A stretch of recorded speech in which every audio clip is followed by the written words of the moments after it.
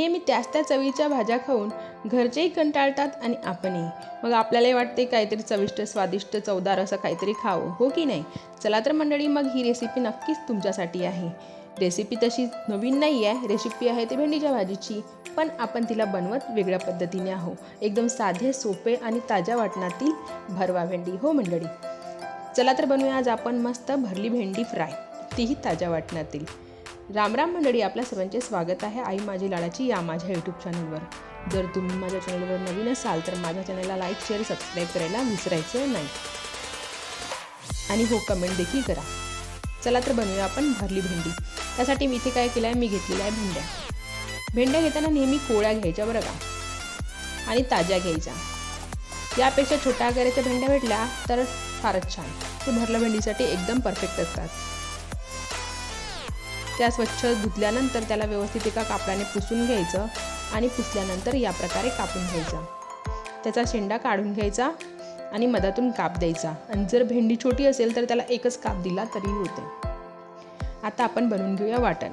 वाटणासाठी इथे मी काय केलं आहे, पॅन ठेवलेला आहे, त्यामध्ये टाकलेला आहे 1 चमचा धणे आणि अर्धा चमचा पांढरे तीळ, जिरं,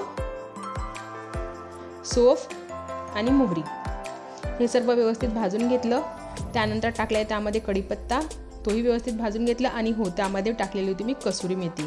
हे सर्व साहित्य व्यवस्थित भाजल्यानंतर त्याला या प्रकारे मिक्सरमधून वाटून घ्यायचं, किंवा तुम्ही पाटा वरवंटावरही वाटू शकता.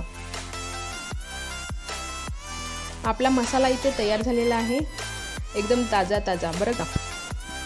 आणि त्यामध्ये आता आपण टाकणार आहोत तिखट घालताना एक गोष्ट लक्षात ठेवायची की आपल्या भाजीला जेवढं लागेल तेवढं तिखट आपण यात घालणार आहोत, कारण की फोडणी टाकताना आपण तिखट टाकणार नाही.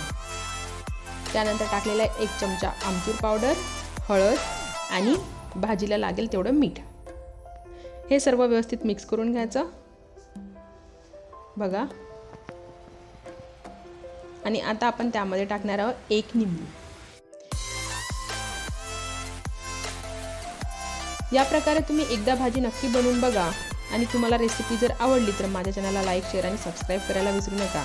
आणि हो, चव कशी होती तेही सांगायला विसरायचं नाही बरं का. आता ते सर्व वाटण मिक्स केल्यानंतर ते मी भेंडीमध्ये मिक्स करून घेतलं. आणि इकडे कढई ठेवली आहे. कढईमध्ये टाकलेलं आहे तेल, जिरं मोहरीची फोडणी दिली आणि आपली भेंडी टाकून घ्यायची. ही भाजी अजिबातही चिकट होत नाही, जरी तुम्ही वेळेवर जरी भेंड्या धुतल्या तरी पण. आणि एकदम स्वादिष्ट लागते. ही भाजी तुम्ही टिफिनसाठी देऊ शकता, घरीही खाऊ शकता बघा. आणि एकदम चविष्ट लागते बरं का. थोडीशी टाकलेली आहे कोथिंबीर. ही रेसिपी तुम्ही एकदा घरी नक्की बनवून बघा. आणि तुम्हाला जर आवडली तर लाईक, शेअर, सबस्क्राईब करायला विसरू नका. ही रेसिपी तुम्ही टिफिनवरही देऊ शकता, नक्कीच तुम्हाला शाबासकी मिळेल बरं का. आणि जर मुलांच्या टिफिनवर देत असाल तर टिफिनमध्ये भाजी वापस येण्याचे कामच होणार नाही. मुलं चाटून पुसून खातील बरं का. Like, share, subscribe. धन्यवाद.